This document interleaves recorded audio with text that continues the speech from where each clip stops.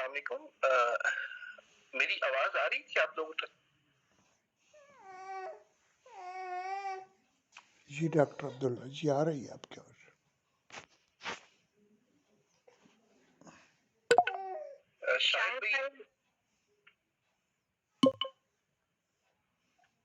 شاہد بھائی ریکویسٹ آپ ایکسپٹ اچھا ہو گئی ہے، جزاک اللہ.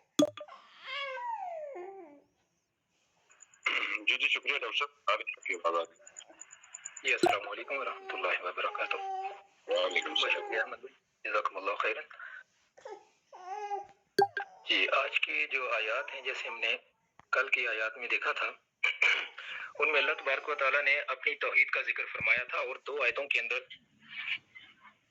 اتنی جامعیت کے ساتھ اللہ تبارک و تعالیٰ نے اس چیز کا ذکر فرمایا کہ اللہ کے علاوہ کوئی معبود ہو ہی نہیں سکتا، اور ہمارے لیے وہ مثالیں بیان فرمائی وہاں پر کہ جن کو ہر انسان سمجھ سکتا ہے، اور ان کو سمجھ کے انسان کے پاس کوئی اور چارہ ہی نہیں رہ جاتا کہ وہ صرف اور صرف اللہ تعالیٰ کو اپنا معبود مانے اور صرف اسی کی مانے جو اللہ تبارک و تعالیٰ نے انسانوں کو احکامات دیے ہیں. تو وہ مثالیں اللہ تبارک و تعالیٰ نے وہاں دے دی. اب توحید کے ساتھ رسالت، ان آیات کے اندر یہ جو اگلی 2 آیات ہیں ان کے اندر اللہ تبارک و تعالیٰ نے اپنے نبی صلی اللہ علیہ وآلہ وسلم کی حقانیت اور آپ کو جو پیغام دیا ہے اس کی حقانیت اس کو واضح فرما دیا. اور ایک ایسا کام یہاں پر ان آیتوں کے اندر اللہ تبارک و تعالیٰ نے انسانوں کو ایک ایسا چیلنج دے دیا کہ جو انسانوں کے لیے کبھی بھی ممکن نہیں ہے یا کسی بھی مخلوق کے لیے کہ وہ اس چیلنج کو ایکسیپٹ کر سکیں. اور اللہ تبارک و تعالیٰ نے پھر فرما بھی دیا کہ تم ایسا کر نہیں سکو گے، جیسا ابھی احمد بھائی بتا رہے تھے ماشاءاللہ. تو پہلی آیت کی طرف چلتے ہیں. اعوذ باللہ من الشیطان الرجیم، بسم اللہ الرحمن الرحیم. وَإِن كُنتُمْ فِي رَيْبٍ مِّمَّا نَزَّلْنَا عَلَىٰ عَبْدِنَا فَأْتُوا بِسُورَةٍ مِّن مِّثْلِهِ. اچھا اب اس میں فرما رہے ہیں کہ اگر تمہیں شک ہے اس چیز میں کہ جو ہم نے اتارا ہے اپنے بندے کے اوپر، تو اس کی طرح کی کوئی صورت لے آؤ، اس کی مثال کی کوئی صورت لے آؤ. اب یہاں لفظ جو ہے ریب کو ہم نے پہلے بھی پڑھا تھا نا کہ لا ریب فیہ. ریب ہم اردو میں اس کا ترجمہ شک تو کر دیتے ہیں، لیکن اس کا زیادہ بہتر ترجمہ ہے تردد. تردد میں دونوں میں فرق یہ ہوتا ہے کہ دیکھیں کہ ایک چیز جو ہے اس کا بندے کو ایسا شک کہ جس کی کوئی بنیاد نہ ہو، بلا وجہ وہم جیسے ہوتا ہے، تو اس کو کہتے ہیں ریب. تو وہم کی طرح کا جو شک ہے، تو یہ اس کا ذکر فرمایا ہے کہ اگر تمہیں اس میں کوئی تردد ہے نا، بات تو یہ حقیقی ہے، تمہارا شک کی کوئی بنیاد نہیں ہے کہ یہ قرآن یہ اللہ تبارک و تعالیٰ کی طرف سے نازل کرتا ہے اپنے بندے کے اوپر، لیکن اگر پھر بھی تمہیں اس میں تردد ہے، تمہیں کوئی وہم ہے، تو پھر ایسا کرو کہ اس جیسی کوئی صورت بنا لو. یہ نہیں فرمایا کہ پورا کلام اس طرح کا بنا کے لے آؤ. بصورت، صورت، اور صورت بھی نہیں کہا کہ الف لام لگا کے کہ کوئی مخصوص صورت، نو، کوئی بھی صورت، قرآن پاک کی چھوٹی سے چھوٹی صورت، کم سے کم آیات والی صورت کے برابر ہی کوئی بنا کے لے آؤ. اور آگے فرما دیا کہ ہو سکتا ہے انسان یہ سمجھے کہ مجھ میں اہلیت نہیں ہے یا کسی اور میں اہلیت نہیں ہے یا کسی ہر انسان کی کیپیبلٹی مختلف ہے، تو مکہ کے رہنے والے لوگوں میں اہلیت نہ ہو، مکہ کے ارد گرد رہنے والے لوگوں میں اہلیت نہ ہو، یا اس دور میں رہنے والے لوگوں میں اہلیت نہ ہو، تو کسی اور علاقے کا انسان یا کسی اور دور کا انسان یہ کام کر سکے. تو اللہ تبارک و تعالیٰ نے ایک اور چیلنج ساتھ فرما دیا، وَادْعُوا شُهَدَاءَكُمْ، اور ساتھ ایسا کرو جس کو بلانا ہے اس کو بھی بلا لو. خود بھی یہ کام کرنے کی کوشش کر لو اگر تمہیں شک ہے، اگر تمہیں تردد ہے، اس میں وہم ہے تمہارے دل کے اندر، تو ایسا کرو اپنے اس وہم کو دور کرنے کے لیے کوشش کر لو. اور جتنے تمہارے مددگار ہو سکتے ہیں، شہداء مطلب شہید کی یا شاہد کی جمع ہے، اور شاہد کا یا شہید کا مطلب ہوتا ہے گواہ، کہ جو آ سکے کسی کے ساتھ تو اس کی مدد کے لیے آ سکے یا اس کو کسی بھی طرح سے کوئی اعانت پرووائڈ کرنے کے لیے آ سکے، ان تمام کو بلا لو من دون اللہ، اللہ تعالیٰ کے علاوہ. کیونکہ تم اللہ کو اگر نہیں مانتے تو اس کے علاوہ جتنے تمہارے مددگار ہو سکتے ہیں، کوئی بہت بڑا فلسفی ہے اس کو بلا لو، کوئی بہت بڑا نحوی ہے کہ جو کہ گرامر کو بہت اچھی طرح سے سمجھتا ہے، کوئی بہت بڑا شاعر ہے یا کاہن ہے، اس کو بلا لو. اللہ کے علاوہ ان کو بلا لو. ان کنتم صادقین، اگر تم اپنی بات میں سچے ہو، اگر تم یہ سمجھتے ہو کہ جو تم کہہ رہے ہو کہ یہ ہو سکتا ہے کہ یہ قرآن جو ہے یہ اللہ کی طرف سے نعوذ باللہ نہ آیا ہو، تو اگر تم سچے ہو تو یہ کام کر لو. آگے فرمایا فَإِن لَمْ تَفْعَلُوا وَلَن تَفْعَلُوا، اگر نہ کر سکو اور ہرگز نہیں کر سکوگے. تم سے اگر یہ نہ ہو سکے کوشش کر کے دیکھ لو, اگر نہ ہو سکے لیکن سن لو, وَلَن تَفْعَلُوا, تم کر نہیں سکو گے. فَاتَّقُوا النَّارَ الَّتِي, پھر ڈر جاؤ اس آگ سے. اب دیکھیں یہاں پر بھی فتقوا, تقوا, اب ایک ہے ڈرنا اور دوسرا ہے پھر خیال کرو اس آگ کا. اب اپنا دھیان اس طرف کو کرو, اس آگ کی طرف, اور خوف کھاؤ اس آگ سے. التی, وہ جو وقودها الناس, جس کا ایندھن ہے لوگ, والحجارہ, اور پتھر. یہ بڑے کمال کے الفاظ اللہ تبارک و تعالیٰ نے دو یہاں پر بیان فرما دیے کہ ان کا ایندھن لوگ اور پتھر ہیں. بڑی لمبی اس کی تفسیر ہے اور وہ انشاءاللہ آج اختصار کے ساتھ میں کوشش کروں گا, اور میں ریکمینڈ کروں گا کہ آپ لوگ اگر تھوڑی سی کوشش کریں تو اس کو خصوصی طور پر دو تفاسیر اس کے بارے میں بہت کوشش کریں. ان کو آدھا گھنٹہ ایک گھنٹہ دے کے تو ان کو ان کتابوں سے ضرور پڑھیے. تفسیر ابن کثیر سے پڑھیے اور معارف القرآن سے, بہت پیاری تفسیر اس میں لکھی ہوئی ہے ان دونوں آیات کے بارے میں. تو اس کو ہر انسان کو پڑھنا چاہیے, ہر مسلمان کو پڑھنا چاہیے, تاکہ یہ کانسیپٹ اچھے طریقے سے ہمارے ذہن میں, بہت سی مثالیں وہاں پر دی ہوئی ہیں تو یہ ہمارے ذہن میں اچھے طریقے سے بیٹھ جائے. اچھا, اور فرمایا اعدت للکافرین, وہ کافروں کے لیے تیار کی گئی ہے. اب ہم اس کو مختلف حصے جو ہیں ان کا ہم ذکر کرتے ہیں. اب جو پہلا یہاں پر چیلنج کیا گیا ہے کہ تمہیں اگر کوئی تردد ہے اس کو ماننے میں, اس کو سچ ماننے میں, تو کیا ہے کہ اس کی طرح کی کوئی صورت لے آؤ. یہ صرف اللہ تبارک و تعالیٰ نے قرآن پاک میں اس جگہ پہ نہیں ارشاد فرمایا, قرآن پاک میں اور بہت سی جگہوں پہ اللہ تبارک و تعالیٰ نے یہ ذکر فرمایا ہے, اور یہ انداز خطاب کا جو ہے وہ اختیار فرمایا ہے. ایک چیلنج, کھلا چیلنج تمام انسانیت کو کہ کر سکتے ہو تو کر لو.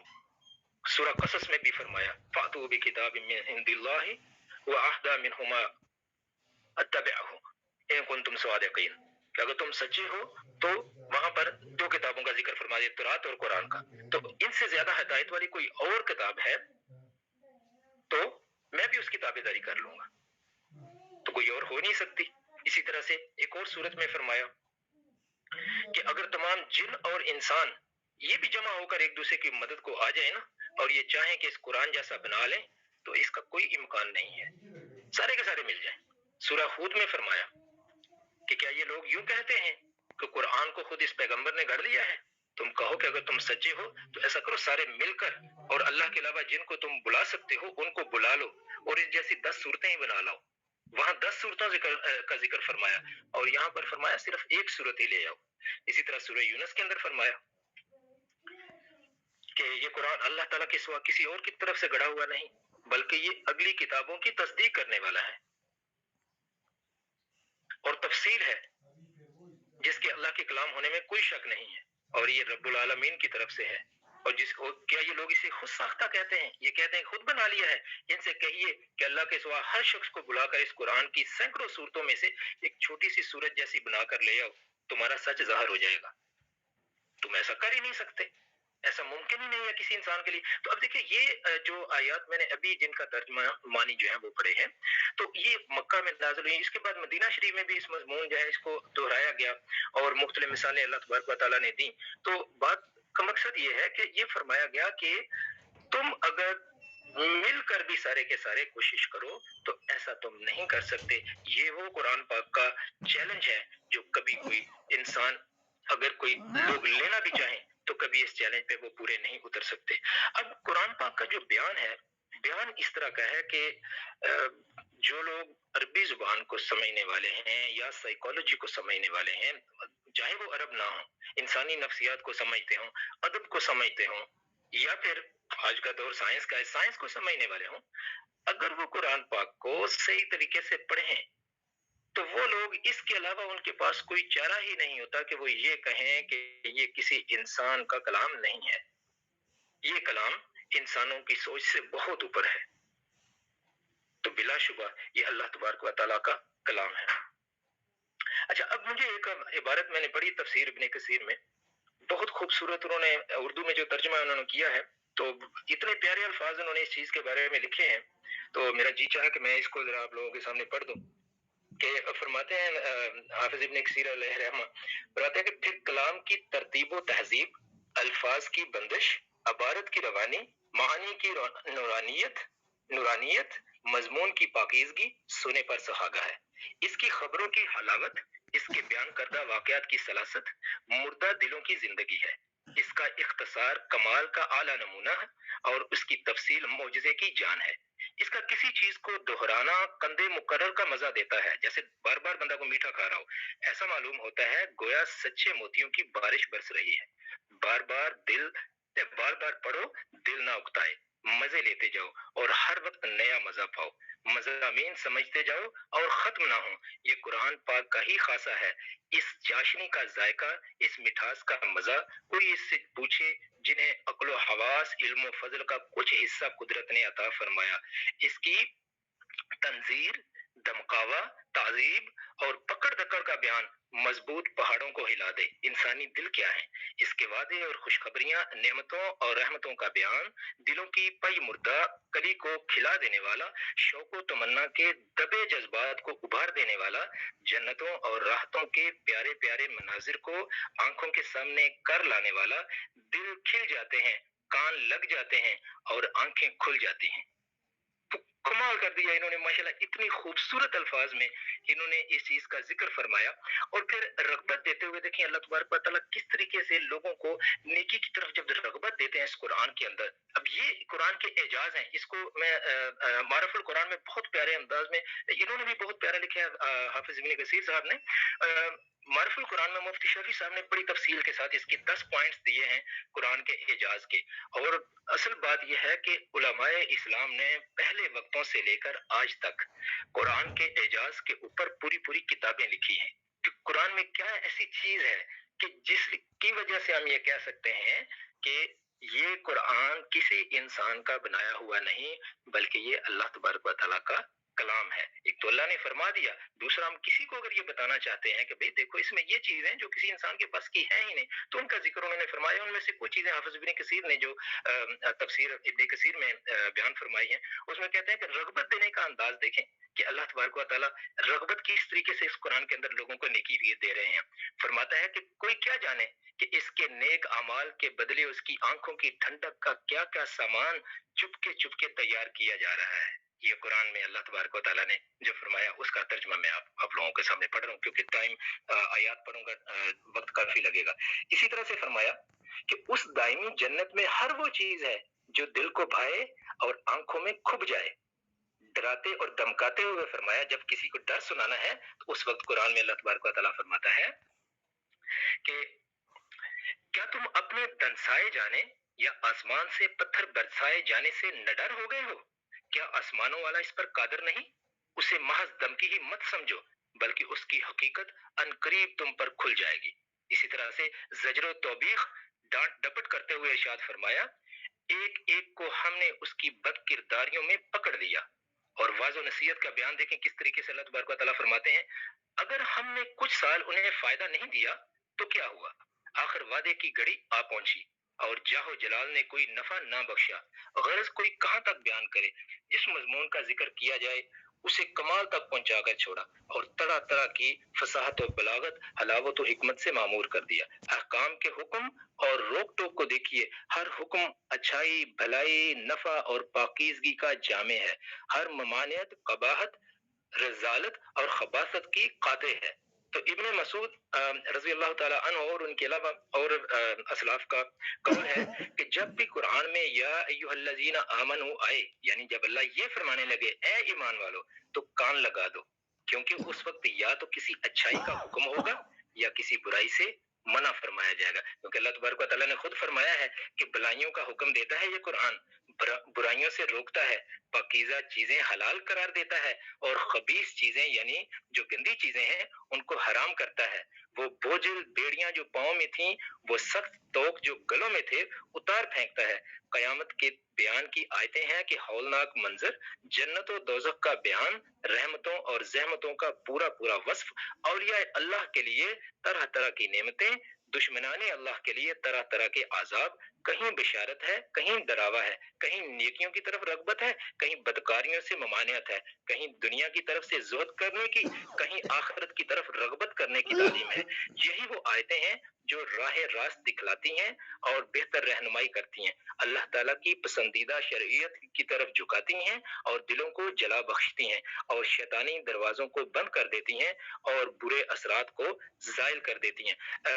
بخاری اور مسلم شریف میں روایت ہے کہ سیدنا ابو ہریرہ رضی اللہ تعالیٰ عنہ سے مروی ہے، رسول اللہ صلی اللہ علیہ وآلہ وسلم نے فرمایا ہر نبی کو ایسے معجزے دیے گئے جنہیں دیکھ کر لوگ ان پر ایمان لے آئے، اور میرا معجزہ اللہ کی وحی یعنی قرآن پاک ہے، اس لیے مجھے امید ہے کہ میرے تابعدار بہ نسبت اور نبیوں کے بہت زیادہ ہوں گے، اس لیے کہ اور انبیاء کے معجزے ان کے دنیا سے جانے کے ساتھ ہی چلے گئے، لیکن حضور صلی اللہ علیہ وآلہ وسلم کا یہ معجزہ قیامت تک قائم رہے گا، لوگ اسے دیکھتے جائیں گے اور اسلام میں داخل ہوتے چلے جائیں گے۔ تو حضور صلی اللہ علیہ وآلہ وسلم کا یہ فرمان کہ میرا معجزہ وہی ہے جو مجھ کو دی گئی ہے کا مطلب یہ ہے کہ مجھ کو اس کے ساتھ مخصوص کیا گیا ہے اور قرآن کریم مجھے کو ملا ہے جو اپنے معارضے اور مقابلے میں تمام دنیا کو عاجز کر دینے والا ہے۔ تو یہ چیز اب دیکھیں ہم دیکھ رہے ہیں کہ کس طریقے سے کب کا وقت گزر چکا، 1400 سال گزر چکے، اللہ تبارک و تعالیٰ کا کلام لوگوں کو دلوں کے اوپر 1400 سال سے اثر کرتا آ رہا ہے،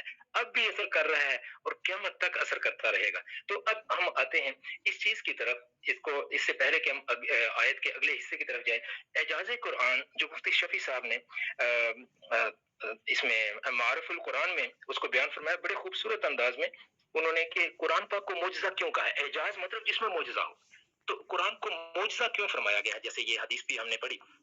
تو اب اس میں کیا ایسی چیز ہے کہ جس وجہ سے ہم یہ کہہ سکتے ہیں کہ قرآن ایک معجزہ ہے، اس جیسا کوئی اور نہیں ہے؟ تو اس کے لیے سب سے پہلا جو پوائنٹ انہوں نے دیا ہے وہ یہ ہے کہ دیکھیں قرآن اترا کہاں پر، عربوں میں، اور عربوں میں کیا ایسی خاص چیز تھی، ایک ایسی سرزمین کہ جہاں پر تمدن تقریباً نہ ہونے کے برابر، جو باقی دنیا متمدن تھی، ساتھ ایران تھا، ایران تمدن کا گہوارہ تھا، ہندوستان تھا، یہ تمدن تھا وہاں پر، اس کے علاوہ جو یمن ہے، یمن میں تمدن موجود تھا، حبشہ کے اندر تمدن موجود تھا، دوسری طرف فلسطین میں تمدن موجود تھا، آگے چل کے تو جو ایسٹرن رومن امپائر تھی جس کو ہم آج کل ترکی کہتے ہیں، تو اس میں تمدن موجود تھا، اور یونان کے اندر تمدن موجود تھا، لیکن یہ صحرا تھا، لکادک صحرا، اس میں تمدن نہیں تھا۔ تو ان لوگ چھوٹے چھوٹے گاؤں تھے، چھوٹے چھوٹے شہر تھے، اونٹ شہر کیا تھے، آج کل کے گاؤں کی طرح کے ان کے شہر تھے، بکریاں اور اونٹ چرانے والے لوگ تھے، پڑھائی کا کوئی انتظام نہیں تھا، نہ کوئی سکول، نہ کوئی مدرسہ۔ تو ایسے میں ان لوگوں کی طرف قرآن، ان لوگوں کے پاس قرآن اترا، رسول اللہ صلی اللہ علیہ وآلہ وسلم ان لوگوں کے اندر آئے۔ اب کیا تھا ان لوگوں میں کہ یہ لوگ فن کے، جو شعر کا فن تھا اس کے اندر، شعر گوئی میں یہ بڑے ماہر تھے، زبان دانی ان کو آتی تھی، صحرا کے رہنے والے تھے، تو بہت زیادہ وسیع انہوں نے اپنی زبان کو کر لیا تھا۔ تو پہلی چیز یہ، تو جس وسیع زبان یہ بولتے تھے تو اللہ تبارک و تعالیٰ نے اس کے لیے انتظام بھی ویسا ہی فرما دیا کہ ان کو انہی کی زبان میں اور انہی کے انداز میں ان سے بات کی جائے گی۔ تو رسول اللہ صلی اللہ علیہ وآلہ وسلم اسی ملک کے اندر، ایک جس شہر کے اندر پیدا ہوئے، شریف گھرانے کے اندر، لیکن گھر کے جو حالات تھے، جس طریقے سے مطلب والد محترم رسول اللہ صلی اللہ علیہ وآلہ وسلم کی پیدائش سے پہلے فوت ہو چکے تھے، سیدہ آمنہ والدہ، آپ بھی رسول اللہ صلی اللہ علیہ وآلہ وسلم کی 6 سال کی عمر تھی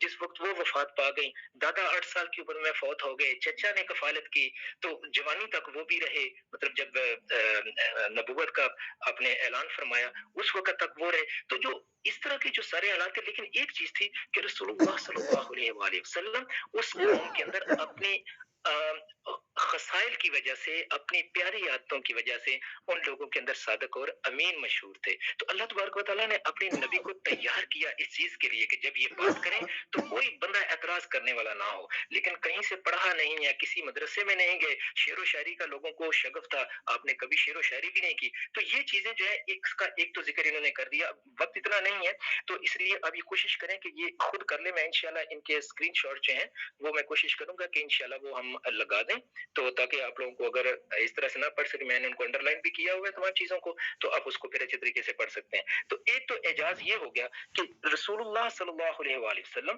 جن کے اوپر یہ قرآن اترا، تو وہ ہستی اللہ تبارک و تعالیٰ نے ان کو بھی لارائب بنا دیا، ان میں بھی کوئی شک نہیں کر سکتا تھا، ان کو بھی سارے صادق اور امین کہتے تھے۔ دوسری وجہ اب یہ ہے کہ عربوں کی جو فصاحت و بلاغت ہے، پہلی رسول اللہ صلی اللہ علیہ وآلہ وسلم کی ذات مبارکہ جن کے اوپر قرآن اتر رہا ہے، جب وہ بات کریں وہ سچے ہیں، تو اس کا مطلب ہے جو وہ بات کر رہے ہیں وہ بات بھی ہمیشہ سچی کریں گے۔ دوسری بات کہ قرآن کی زبان قرآن میں جو انداز اختیار کیا گیا، وہ لوگ شعر و شاعری کے ماہر تھے. اللہ تبارک و تعالیٰ نے قرآن کو اس انداز میں بیان فرمایا کہ کوئی شعر و شاعری اس کا مقابلہ نہیں کر سکتی تھی. یہ چیز اچھا. اب اس میں کیا ہوا کہ اب ان لوگوں نے اس چیز کے لیے کہ یہ قرآن جو ہے یہ تو جو بھی سنتا ہے وہ حیران رہ جاتا ہے. تو جب حج کا موسم آئے گا تو عرب کے لوگ آئیں گے مختلف علاقوں سے، جب وہ سنیں گے تو وہ تو اسلام کی طرف آ جائیں گے، تو ہمارا تو نقصان ہوگا. اس کا انہوں نے بندوبست کرنے کی کوشش کی اور انہوں نے ایک میٹنگ بلائی. اس میٹنگ کے اندر انہوں نے اپنے ایک سردار کو جو ہے وہ ولید بن مغیرہ کو ان کو کہا، کیونکہ وہ ان میں زیادہ عقل مند سمجھے جاتے تھے، تو ان سے کہا کہ جی آپ جو ہے نا فصیح و بلیغ انسان ہیں، تو آپ ہمیں بتائیں ہمیں کیا کرنا چاہیے. انہوں نے کہا تم بتاؤ کہ تمہارے ذہن میں کیا. انہوں نے کہا جی ہم کہیں گے کہ یہ شاعر ہیں، یہ مجنون ہیں، یہ کہن ہیں، یہ وہ. انہوں نے ساری جتنی بھی اس طرح کی چیزیں تھیں نا تاکہ لوگ ان کی بات کو نہ سنیں. انہوں نے کہا دیکھو یہ ساری کی ساری باتیں جو ہے نا تم لوگ جو کر رہے ہو یہ بیوقوفی والی باتیں ہیں. جب یہ لوگوں کو قرآن سنائیں گے نا لوگوں کو فوراً یقین آ جائے گا کہ یہ مجنون بھی نہیں ہے، یہ کہان بھی نہیں ہے، یہ شاعر بھی نہیں ہے، کیونکہ جو یہ کلام لوگوں کو سناتے ہیں اس میں اس طرح کی کوئی چیز نہیں ہے. تو انہوں نے کہا پھر کیا کہیں. اس نے کہا کہ ایسا کرو ان کے بارے میں یہ کہہ دینا کہ یہ ساحر ہیں، یہ جادوگر ہے، یہ بھائیوں کو بھائیوں سے، بیوی کو شوہر سے اس طرح سے یہ لڑا دیتے ہیں. کیونکہ گھروں کے اندر جو ہے ایک گھر کا انسان دیکھو نا مسلمان ہو جاتا ہے باقی مسلمان نہیں ہوتے تو آپس میں ان کی جو ہے وہ حالات خراب ہو جاتے ہیں. تو اس طرح کرو. تو انہوں نے یہ مختلف طرح کے جو ہے نا یہ کرنے شروع کر دیے. لیکن اس سب کے کرنے کے باوجود جب حج کا موسم آیا تو بہت سے لوگ اسلام لے آئے. بہت سے واقعات ہیں جو یہاں پر لکھے ہوئے ہیں اس کے ضمن میں، یہ اس کے اندر معرف القرآن میں. تو علامہ سیوطی رحمۃ اللہ علیہ کی کتاب کا انہوں نے بار بار حوالہ دیا ہے خصائص الکبریٰ کا، تو اس میں بڑی خوبصورت واقعات جو ہیں وہ بھی موجود ہیں. اچھا اس کے علاوہ ایک اور وجہ جو تھی، تیسری وجہ وہ یہ تھی کہ قرآن پاک کے اندر آئندہ غیب کی جو خبریں ہیں وہ موجود ہیں کہ کیا ہونے والا ہے. جیسے رومیوں کی جنگ ہوئی ایرانیوں کے ساتھ، سورہ روم کے اندر اللہ تبارک و تعالیٰ نے اس کا ذکر کر دیا. اب اس میں کیا تھا، ایرانی جو تھے وہ کیونکہ آتش پرست تھے اور رومی جو تھے وہ توحید پرست تھے. توحید پرست یہ کہ وہ اللہ تعالیٰ کی ذات کو مانتے تھے، ویسے تسلیس کے وہ قائل تھے، لیکن کیونکہ اللہ کو مانتے تھے اس لیے مسلمانوں کی زیادہ حمایتیں ان کی طرف تھیں. تو یہ فرمایا کہ رومی شکست کھا گئے لیکن کچھ عرصے کے بعد یہ فتح یاب ہو جائیں گے، یہ غالب ہو جائیں گے. ابھی یہ مغلوب ہو گئے. تو یہ جو خوشخبری تھی عین اسی طرح سے تقریباً 10 سال کے بعد یہ پوری ہو گئی. تو قرآن کے اندر یہ خبریں موجود ہیں. چوتھا اس کا جو اعجاز ہے وہ یہ ہے کہ پچھلی امتیں ان کے واقعات جیسے قوم سمود، قوم عاد اور باقی جو اس طرح کی قوم تبع، ان کے جو واقعات ہیں وہ اللہ تبارک و تعالیٰ نے بیان فرما دی. وہ واقعات جو لوگوں کی جو ذہن ہے ان کی یادداشت سے محو ہو چکے تھے ان کا ذکر فرما دیا. تو یہ بھی کسی انسان کی کا کہا ہوا کلام نہیں ہو سکتا کہ غیب کی خبریں یہ دے رہا ہے. غیب سے مراد وہ چیز جو باقی لوگوں کو نہیں پتا. پانچویں وجہ اس میں یہ تھی کہ لوگوں کی جو چھپی ہوئی ان کے دل کی باتیں تھیں وہ بھی قرآن رسول اللہ صلی اللہ علیہ وسلم کو اللہ تبارک و تعالیٰ بتا دیتے تھے اور وہ قرآن کے اندر قرآن کا حصہ بن گئی. تو جیسے منافقین جو کچھ کرتے تھے یا کسی جنگ کے اندر جو معاملات پیش آئے تو اللہ تبارک و تعالیٰ نے اپنے نبی صلی اللہ علیہ وسلم کو ان کے بارے میں فرما دیا. پھر اس کے علاوہ کہ یہ پیشگوئی کر دی کہ فلاں لوگ یہ فلاں کام نہیں کر سکیں گے. جیسے یہودیوں کے بارے میں کہا کہ ان سے کہو اگر یہ سچے ہیں تو موت کی تمنا کریں، اور یاد رکھنا یہ موت کی تمنا نہیں کریں گے. اور یہودیوں نے نہیں ایسا کیا. ان کو پتا تھا کہ قرآن سچا ہے. اگر ہم نے کہا کہ ٹھیک ہے ہمیں پھر موت آ جائے تو فوراً ہم مر جائیں گے، ان لوگوں نے نہیں اس کی. اسی طرح سے ساتویں جو وجہ ہے وہ یہ ہے کہ اس کے جو ایفیکٹس ہر انسان کے اوپر طاری ہوتے ہیں جب قرآن پڑھا جاتا ہے، چاہے وہ مسلمان ہو چاہے وہ کافر ہو، اس کے دل کے اوپر جو اثرات ہوتے ہیں یہ اثرات بھی قرآن کا اعجاز ہے. آٹھواں یہ ہے کہ اس کو جب ہم پڑھتے ہیں تو پڑھنے سے دل نہیں اکتاتا، دل نہیں اکتاتا. یہ ایک ایسی چیز ہے ہم اس کو محسوس کرتے ہیں. قرآن کو اگر ہم سمجھ کے پڑھ رہے ہیں یا سمجھ کے نہیں اللہ کی محبت میں بھی پڑھتے ہیں تو جی نہیں چاہتا قرآن پاک کو جو ہے نا پڑھتے ہوئے اس کو چھوڑنے کو. یہ قرآن پاک کا ایک اور اعجاز ہے. اور اگر اس کو سمجھ کے پڑھیں گے تو پھر تو اور بھی کیا ہی بات ہے. پھر نویں وجہ اس کی یہ ہے کہ اس کی حفاظت دنیا کی کوئی کتاب اپنی اصل شکل میں قائم نہیں رہ سکی، یہاں تک کہ وہ اپنی اصل زبان میں قائم نہیں رہ سکی. اگر ہم انجیل شریف کی بات کریں تو انجیل اوریجنلی جو تھی وہ جس زبان کے اندر تھی غالباً آرامی زبان کے اندر، ارامائک لینگویج جس کو کہتے ہیں، آج انجیل اس میں ہے ہی نہیں. جو سب سے پرانی انجیل لوگوں کے پاس ہے وہ گریک لینگویج میں یعنی یونانی زبان کے اندر ہے. پھر اس کے آگے ترجمے ہوتے رہے، اور ترجمہ جب بھی ہوتا ہے تو پہلا ترجمہ دوسرے سے بالکل مختلف ہوگا، ایک بندے کا ترجمہ دوسرے بندے سے بالکل مختلف ہوگا.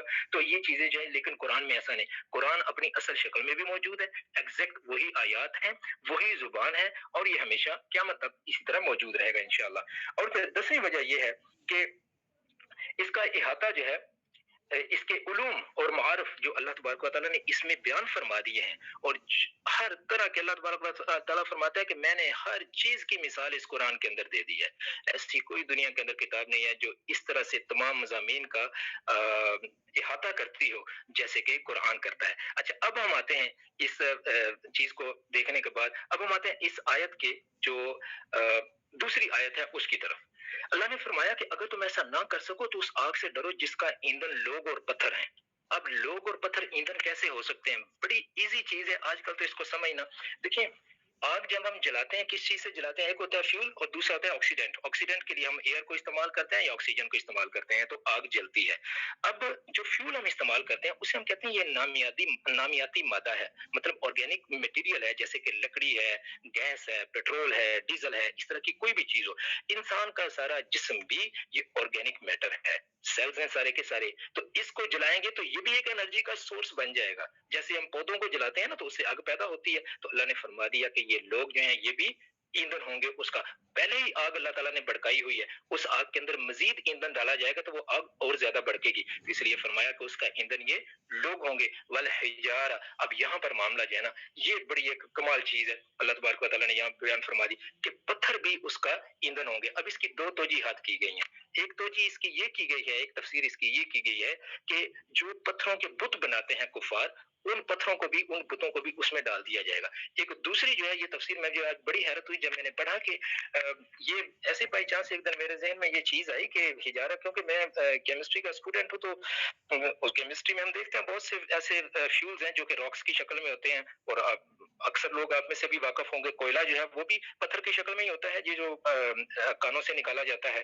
تو کوئلہ جو ہے وہ ایک فیول ہے. اسی طرح سے گریفائٹ نکلتا ہے، وہ بھی کوئلے کی ہی ایک شکل ہے، اس کی مطلب موڈیفائڈ فارم یا پیور فارم ہم اس کو کہہ سکتے ہیں. تو یہ جو ہے یہ بھی سارے فیول ہیں. اس کے علاوہ پتھر جو پرانے زمانے میں جو تھے، جیسے کہ سلفر کے پتھر، گندک کے پتھر، یا آج کل جو ہم میٹل سے نکالتے ہیں اور سے ان کی کچ دھاتوں سے، تو وہ کچ دھاتیں نارملی سلفر کی اورز ہوتی ہیں ان کی. اب سلفر کو جب ہم جلاتے ہیں نا، آگ میں پھینکتے ہیں تو وہ بڑی تیزی سے برن کرتی ہے، اور اس کی وجہ سے جو کیمیکل ریئیکشن ہوتا ہے سلفر ڈائی آکسائڈ پروڈیوس ہوتی ہے. اس پروسیس میں انرجی بہت زیادہ اماؤنٹ میں ریلیز ہوتی ہے سلفر کو جلانے سے. تو یہاں فرما دیا کہ پتھر، اور ایک تفسیر میں نے پڑھا کہ وہ کہہ رہے تھے کہ یہ جو گندک کے پتھر، اللہ اکبر، یہ تفسیر ابن کثیر میں ذکر فرمایا، اور تفسیر ابن کثیر تفاسیر میں جو سب سے پرانی تفاسیر اس وقت موجود ہیں ان میں سے ایک تفسیر ابن کثیر ہے، اس میں ذکر فرمایا کہ گندک کے پتھر. تو یہ قرآن پاک کے اندر اللہ تبارک و تعالیٰ نے جو یہ الفاظ بیان فرمائے، کتنے زیادہ مطلب ان کی سچائی. ایک تو اللہ کا کلام ہے، سچا ہے، لیکن آج کی دنیا اس کو ماننے پہ مجبور ہو جاتی ہے کہ یہ کلام کسی انسان کا کلام نہیں ہے. اور اللہ نے فرمایا کہ وہ آگ جو ہے وہ تیار کی ہے للکافرین، کافروں کے لیے. وقت کافی ہو گیا تو اب آتے ہیں اگلی آیت کی طرف. وبشر الذين امنوا وعملوا الصالحات ان لهم جنات تجري من تحتها الانهار كلما رزقوا منها من ثمرة رزقا قالوا هذا الذي رزقنا من قبل واوتوا به متشابها ولهم فيها ازواج مطهرة وهم فيها خالدون. اور فرمایا، دیکھیں پہلے وہ ذکر فرما دیا نا اللہ تعالیٰ کا، یہ قرآن پاک کے اندر بہت خوبصورت انداز ہے کہ وہ ہمیشہ چیزوں کو کمپیئر کرتا ہے. ایک اچھی چیز کا، ایک بری چیز کا ذکر ہوا ہے تو ساتھ وہ اچھی چیز کا ذکر کرتا ہے. تو کیٹیگرائزیشن اللہ تبارک و تعالیٰ نے جیسے انسانوں کی ہوتا کہ کیونکہ قرآن پاک کو یہ نہیں کہ صرف کتاب ہے بس کتاب لکھ دی. قرآن کا بیان جو ہے اللہ تعالیٰ اپنی کروڑوں رحمت نظر فرمایا ڈاکٹر اسرار صاحب کے اوپر، وہ ماشاءاللہ بڑی خوبصورت بات کرتے تھے.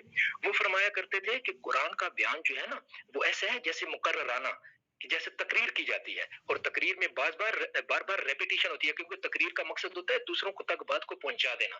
تو یہ بات پہنچائی جا رہی ہے، اس لیے بار بار ذکر ہو رہا ہے. ایک چیز کا ذکر ہوتا ہے تو اس کے اپوزٹ چیز کا بھی ذکر ہوتا ہے. پیچھے ذکر ہوا ان لوگوں کا جن کو جہنم میں پھینک دیا جائے گا، اب یہاں پر ذکر ہو رہا ہے ان لوگوں کا کہ جو کہ ایمان والے ہیں اور انہوں نے پھر ساتھ اعمال بھی اچھے کیے. اللہ فرماتا ہے کہ ان کے لیے جنات ہیں، باغات ہیں ان کے لیے، تجری من تحت الانہار. اب ان کا جو ہے وہ نقشہ کتنا پیارا کھینچا ہے. ایسے باغات ہوں گے جن کے اندر نہریں چل رہی ہوں گی. تو یہ خوبصورت منظر اللہ تبارک و تعالیٰ نے. اب امیجن کیجئے کہ وہ لوگ جو صحرا میں موجود تھے ان کے لیے اس نہر کی کیا اہمیت تھی، ان کے لیے نہر کیا میننگ رکھتی تھی. اور صرف صحرا والے لوگوں کے لیے سارے کے سارے لوگ پسند کرتے ہیں. لوگ آج ماڈرن گھروں کے اندر کیا کرتے ہیں، اپنے گھروں کے اندر تالاب بناتے ہیں، سوئمنگ پولز بناتے ہیں، سبزہ لگاتے ہیں، طرح طرح کے پودے لگاتے ہیں تاکہ وہ خوبصورت سے خوبصورت لگے.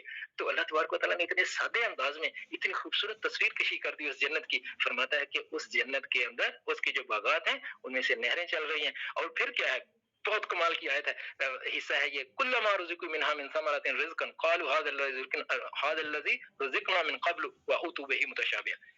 جب بھی ان کو کوئی چیز دی جائے گی، جب ان کی محفلیں ہوں گی، ان کے جو غلمان ہیں، ان کے جو نوکر ہیں، وہ جب ان کے لیے کوئی کھانے کی چیز لے کے آئیں گے، پھل لے کے آئیں گے یا کوئی بھی کھانے کی چیز لے کے آئیں گے، تو کہیں گے یہ تو ہم نے پہلے بھی کھایا تھا۔ اب یہاں تفسیر میں حافظ ابن کثیر صاحب نے بڑی خوبصورت بات لکھی اور بڑا پیارا انداز اختیار فرمایا۔ وہ فرماتے ہیں کہ وہ جب لے کے آئیں گے ان کے پاس تو یہ کہیں گے ایسے جیسے ہم کہتے تھے ہاں یہ تو میں نے کل بھی کھایا تھا، تو اس طرح سے کہیں گے یہ تو میں نے کہا، وہ کہیں گے اجی حضور لیجئے تو صحیح، دیکھیے تو صحیح، چکھے تو دیکھیے، اور جب وہ اس کو کھائیں گے تو اس کا ذائقہ پہلے جو انہوں نے وہی چیز کھائی ہوگی اس سے بالکل مختلف ہوگا۔ اب اس سے مراد یہ بھی ہے کہ دنیا کے جو پھل ہیں ان کے ساتھ ملتے جلتے پھل ہوں گے، یا یہ بھی ہے کہ جو پھل انہوں نے کل کھائے ہوں گے یا کچھ لمحے پہلے کھائے ہوں گے تو یہ پھل ان کی طرح کے ہوں گے۔ تو ایک تصویر اللہ تبارک و تعالیٰ نے یہاں ہمیں بیان فرما دی کہ وہ لوگ جنت کے اندر کس طریقے سے انجوائے کر رہے ہوں گے، ان کو کس طریقے سے ان کی مہمان نوازی وہاں پر کی جائے گی۔ تو ان خوبصورت الفاظ میں، اس خوبصورت کمپوزیشن میں اللہ تبارک و تعالیٰ نے اس کا ذکر فرما دیا اور ساتھ فرمایا وَلَهُمْ فِيهَا أَزْوَاجٌ مُطَهَّرَةٌ ازواج مطہرۃ وهم فیہا خالدون۔ دنیا کی ایک بہت بڑی پرابلم جس کے جیسے لوگ پرانے دور میں کہتے تھے نا کہ دیکھیں خواتین کی وجہ سے دنیا میں جنگیں ہوئیں، کسی خاتون کو حاصل کرنے کے لیے ہر انسان کے بچپن میں، خاص طور پر جب ٹین ایج ہوتی ہے تو ہر انسان کے جو ہارمونل اس میں جو چینجز آتی ہیں اس کی وجہ سے کیا ہوتا ہے کہ وہ جن سے مخالف کی طرف، اگر مرد ہے تو عورت کی طرف، عورت ہے تو مرد کی طرف وہ اٹریکٹ ہوتا ہے۔ تو اللہ تبارک و تعالیٰ نے کس خوبصورتی کے ساتھ اس کا بیان یہاں پر فرما دیا کہ دیکھو یہاں صبر کر لو، یہاں تم لوگ حلال کی طرف جاؤ، حرام کی طرف نہ جاؤ، وہاں میں نے تمہارے لیے سب کچھ رکھا ہوا ہے۔ دنیا کے اندر حلال کی طرف صرف جاؤ اور وہاں پر کیا ہے، میں نے تمہارے لیے ایسے جوڑے رکھے ہوئے ہیں جو پاک صاف ہوں گے، کسی طرح کی ان میں گندگی نہیں ہوگی، کسی طرح کا ان میں کوئی عیب نہیں ہوگا۔ اور ایک چیز کا بیان فرما کے آیت کو مکمل فرما دیا، اور وہ یہ ہے کہ یہ مت سمجھنا کہ یہ چیزیں کچھ دن تمہیں وہاں پر ملیں گی، وہ جنتیں دائمی جنتیں ہیں، ہمیشہ ہمیشہ کے لیے ہیں۔ جو کچھ تمہارے ساتھ وعدہ کیا جا رہا ہے یہ سب کچھ تمہیں دیا جائے گا اور وہ کبھی ختم نہیں ہوگا۔ جوانی کبھی ختم نہیں ہوگی، نعمتیں کبھی ختم نہیں ہوں گی، ان نعمتوں کے ذائقے کبھی ختم نہیں ہوں گے، ان کے سرور کبھی ختم نہیں ہوں گے، اور ان نعمتوں کی جو ہمیشگی ہے اور ان کے جو مزے کی ہمیشگی ہے وہ کبھی ختم نہیں ہوگی۔ اور ایک اور چیز کہ انسان کبھی ان سے اکتائے گا نہیں کہ یہ کیا جنت میں رہ رہے کہ اب تو جی اکتا گیا، منو سلوا کھا کے بنی اسرائیل اکتا گئے تھے۔